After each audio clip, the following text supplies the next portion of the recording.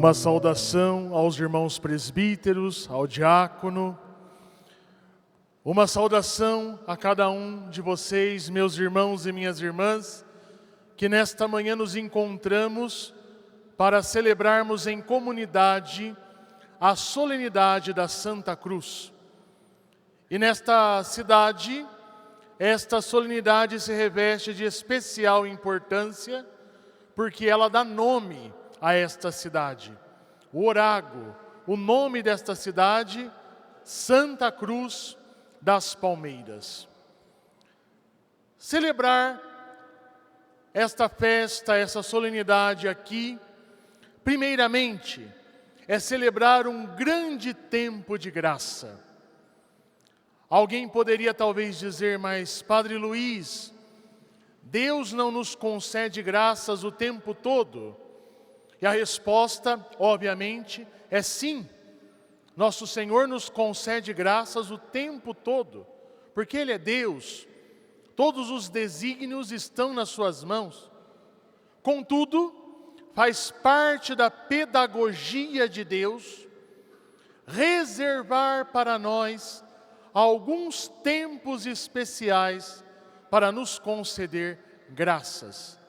E sem sombra de dúvida, depois de vocês, enquanto paróquia, terem vivido este tempo de novena, viveram um tempo de graça. Há quantos anos fazem essa experiência da novena, fazem essa experiência de festejar a Santa Cruz? Se pudéssemos aqui abrir o microfone para que um irmão ou uma irmã pudesse contar quantas graças já experimentou, nós ouviríamos testemunhos belíssimos, com certeza. Portanto, celebrar essa festa da Santa Cruz é fazer uma memória de Deus que nos ama, como acabamos de ouvir no Evangelho, Deus que amou tanto o mundo que nos deu o seu Filho Jesus, mas também fazermos uma memória da importância que a comunidade tem na nossa caminhada cristã. Meus irmãos, desde o início do cristianismo, uma preocupação foi definir o que é a cruz. E talvez o primeiro que faz essa pergunta com maior maestria é o apóstolo Paulo nas suas cartas. E ele chega a uma definição. O apóstolo Paulo diz o seguinte: para os romanos, a cruz é um sinal de condenação. Para os gregos, um escândalo. Morrer na cruz, um escândalo. Para os judeus, conforme está no livro do Deuteronômio, uma maldição. E aí então o apóstolo Paulo faz uma definição magnífica. Ele diz, para nós, referindo-se a nós cristãos, a cruz é poder de Deus. A cruz é poder de Deus. Portanto, irmãos, é com essa perspectiva que eu convido-vos hoje a celebrarmos essa solenidade da Santa Cruz, como poder de Deus. E quando se fala de poder, talvez a primeira impressão que vem à nossa mente, o poder como nós o vemos nos moldes humanos. Autoafirmação, exacerbação de força, autoridade. E o poder de Deus, quando nós lemos a Sagrada Escritura, não é assim manifestado. O poder de Jesus é o poder da cruz, é o poder do grão de mostarda, é o poder da pequena luz que ilumina a escuridão, é o poder de uma pitada de sal ou de uma pequena porção de fermento que, quando misturada à massa, a faz crescer. É o poder do jarro e da bacia que na Quinta-feira Santa faz Nosso Senhor lavar os pés dos seus discípulos. É o poder do óleo e do vinho que é derramado na ferida de quem está caído à beira da estrada. É o poder de 5 pães e 2 peixes, que quando multiplicados, sacia a fome de uma multidão. Quando olhamos para esse poder de Jesus, o nosso coração se enche de esperança. Esperança de que não precisamos de grandes e magníficas coisas. Precisamos fazer o pouco com amor. E quem faz o pouco com amor, recebe de Deus o muito, com muito mais amor. Repito, quem faz o pouco com amor, recebe de Deus o muito, com muito mais amor. Santa Teresa de Jesus, na sua obra Moradas, faz um comentário sobre a cruz. E aqui extrai um pequeno pensamento de Santa Teresa de Jesus para nortear a nossa reflexão. Santa Teresa diz o seguinte: a cruz é o paraíso, porque na cruz está Cristo. E onde está Cristo, está o paraíso. Repito, a cruz é o paraíso, porque na cruz está Cristo.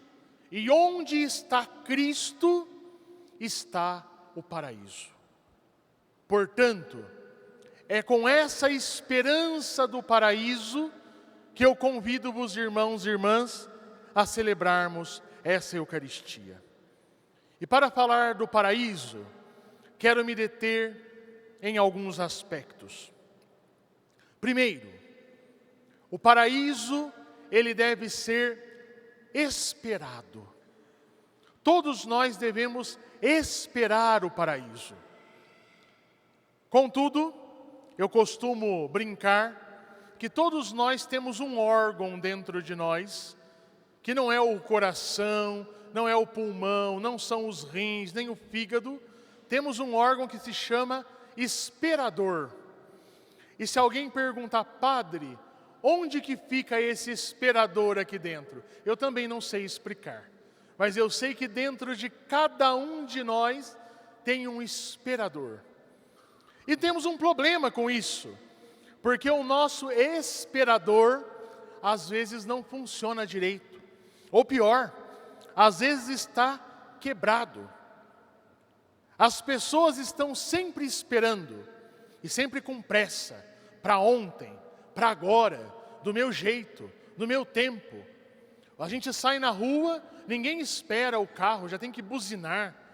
A gente vai no supermercado comprar um pão, ninguém quer esperar na fila, tem que ser atendido já. Se não me der atenção agora, eu vou para o outro supermercado.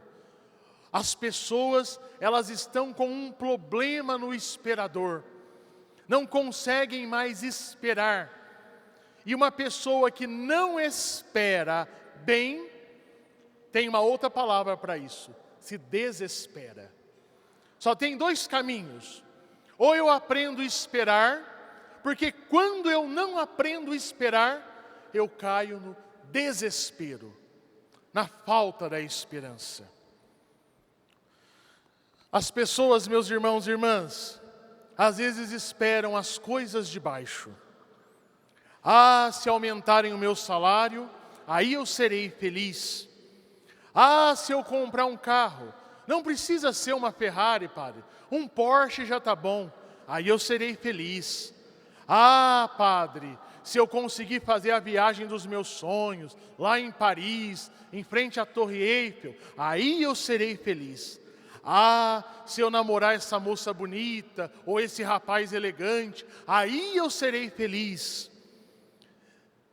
São sinais de que o nosso esperador está estragado, porque esperamos as coisas de baixo, achando que elas podem nos trazer felicidade.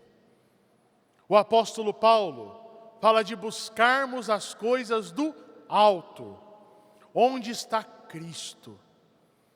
Toda vez que eu falo essa expressão do apóstolo Paulo, buscai as coisas do alto, não tem como trazer à memória o grande Padre Léo, que por muitos anos pregou na TV Canção Nova. Todos se recordam que a última pregação dele, num evento chamado Hosana Brasil, foi sobre buscai as coisas do alto. Eu acho que todos nós, quando estamos desesperados, talvez uma recomendação, um conselho fosse esse: buscarmos no nosso YouTube a última pregação do Padre Léo. Buscai as coisas do alto. Nós que somos discípulos de Jesus, não buscamos as coisas de baixo, buscamos as coisas do alto. E por que o fazemos? Porque quando buscamos Jesus Cristo no alto, na cruz, buscamos aquele que venceu a morte. A última parada de Jesus não foi a cruz. A última parada de Jesus é a sua ressurreição. E é nesse lugar que Ele nos espera. Falando ainda sobre o paraíso, irmãos e irmãs, quero trazer um elemento. No Brasil hoje, as doutrinas sobre a vida eterna estão muito bagunçadas. No Brasil hoje, tem um grande grupo de pessoas que pensa que a vida após a morte é a reencarnação.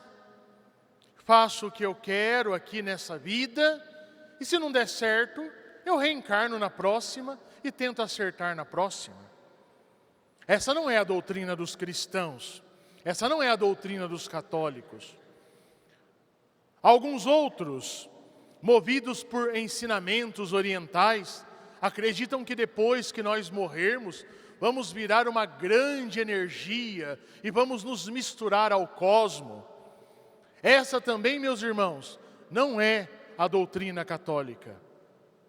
Outros ainda, movidos por filosofias, ideologias, dizem que morreu, acabou.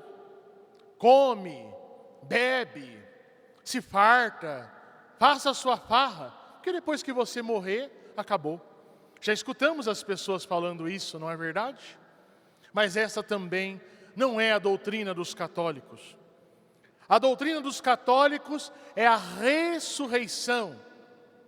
Todos os domingos, quando viemos à missa, e daqui a pouco nós o faremos solenemente, cantando, na língua oficial da igreja, a fórmula niceno-constantinopolitana da Missa de Ângeles. Creio na ressurreição da carne e na vida eterna. Amém.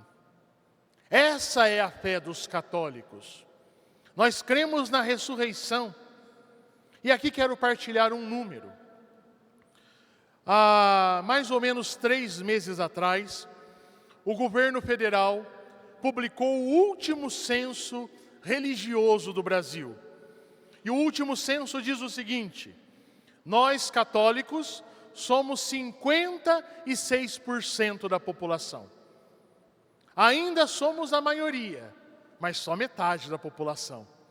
Não somos os 80% da década de 80. Os evangélicos são 26%. Portanto, somando católicos e evangélicos, somos 72% da população do Brasil. Só que esse terceiro número que eu vou dizer é espantoso. Diz o seguinte, que quando o censo pergunta, você acredita em vida após a morte? Apenas 38% responde que sim. Esse número é grave, porque seria como se nós pudéssemos repartir a nossa assembleia aqui no meio e dizer que metade das pessoas já não acreditam que existe vida após a morte. Então, onde nós estamos baseando a nossa fé? Qual é a doutrina que nos tem alimentado? Nós que viemos à Eucaristia todos os domingos, escutamos a palavra do Senhor, recebemos o seu corpo e sangue na Eucaristia e não somos capazes de acreditar que existe uma vida após a morte. E não só uma vida, mas uma vida que é eterna. Precisamos, irmãos e irmãs, lembrar a nossa doutrina. A doutrina católica é a da ressurreição. Sim, existe vida depois da morte. Enquanto seres pessoais, seremos julgados pelos nossos atos pessoais. Enquanto humanidade, seremos julgados no juízo final. Os que desejam a comunhão com Deus vão viver no céu, no paraíso. Os que rejeitam a comunhão com Deus vão viver no vazio, ou popularmente chamado de inferno. E quem ainda não se decidiu se quer viver a comunhão com Deus ou não, precisa de uma purificação, o purgatório. Essa é a nossa doutrina. E isso para nós não poderia ser uma teoria, deve se tornar uma verdade de fé. Aliás, já é uma verdade de fé. Portanto, precisamos alimentar a nossa fé na ressurreição, pela oração, pelos sacramentos e pela caridade para com os mais pobres. Penso, irmãos, que quando nós olhamos para a vida dos santos, encontramos um caminho de como aumentar a nossa fé neste paraíso que é a cruz onde está Cristo, como dizia Santa Teresa. Aqui, quero trazer à tona 3 santos da igreja. O primeiro se chama São Felipe Neri. São Felipe Neri é um santo do século XVI, conhecido na igreja como o santo da alegria, o santo do sorriso, o santo da ternura. Criou na cidade de Roma um oratório para nele acolher as crianças carentes. E por causa de tamanha obra social, por causa das suas pregações, 2 papas, primeiro o Papa Pio IV e depois o Papa Gregório XIII, quiseram criar o padre Felipe Neri como cardeal. O cardinalato é uma das maiores honras da igreja. Nós estamos há 4 meses do último conclave, e aliás, hoje é aniversário do Papa Leão, hoje ele está fazendo 70 anos de idade. E nós vimos o quanto são importantes os cardeais, porque é daquele grupo que sai o novo Papa. E olha que interessante, diante de tão honroso convite, a resposta de Felipe Neri foi a seguinte: agradeço, santidade, mas eu prefiro o paraíso. Agradeço, santidade, mas eu prefiro o paraíso. Meus irmãos e minhas irmãs, quantas vezes na sociedade e também na comunidade paroquial queremos honra, reconhecimento, buscamos as coisas de baixo, achando que elas nos trazem felicidade, mas, infelizmente, não preferimos o paraíso. Não preferimos o paraíso.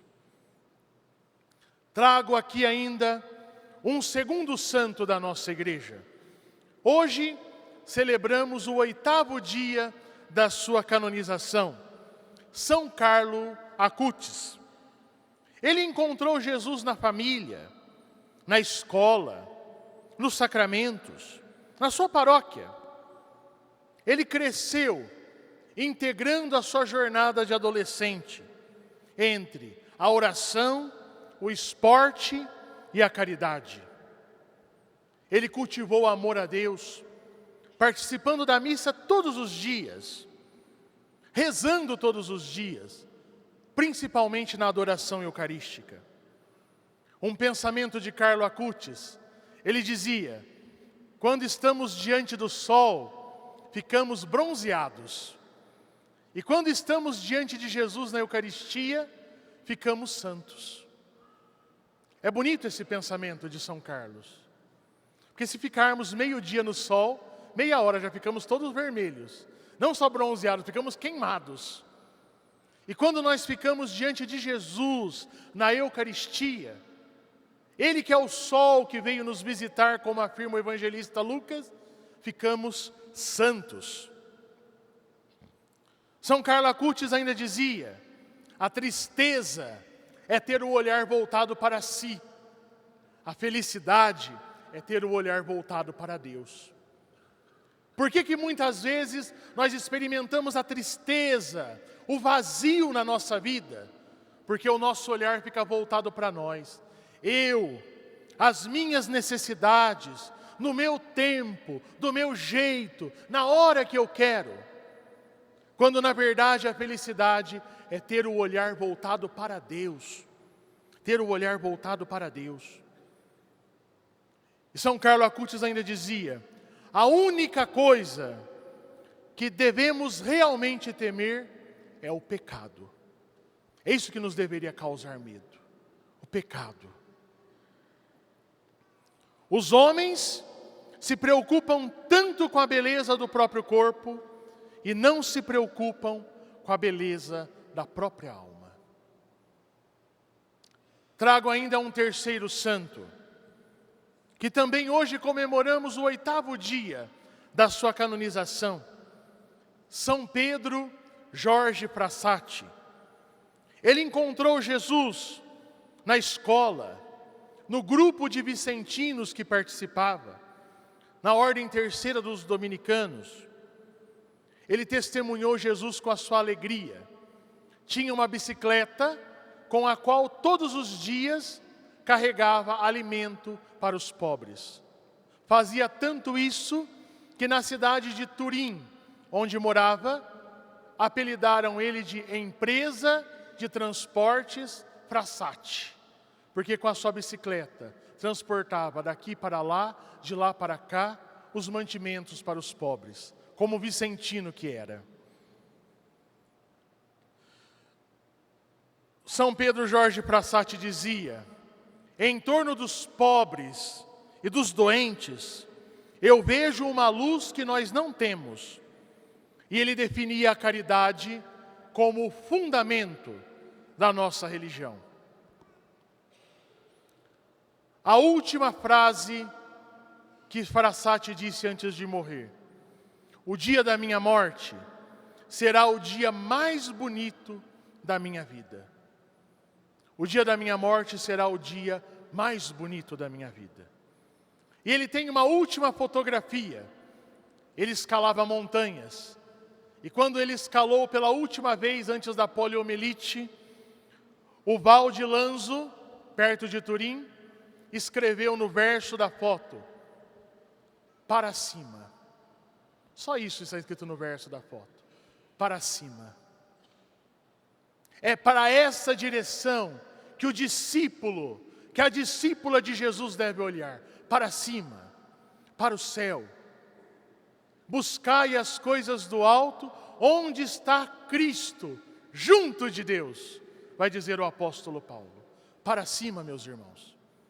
Celebrar a festa da Santa Cruz é criar em nós esse desejo de olhar para cima. Daqui a pouco, o presidente da Eucaristia vai dizer: corações ao alto. E o que a nossa comunidade vai responder? O nosso coração está em Deus. É isso que é celebrar a Santa Cruz.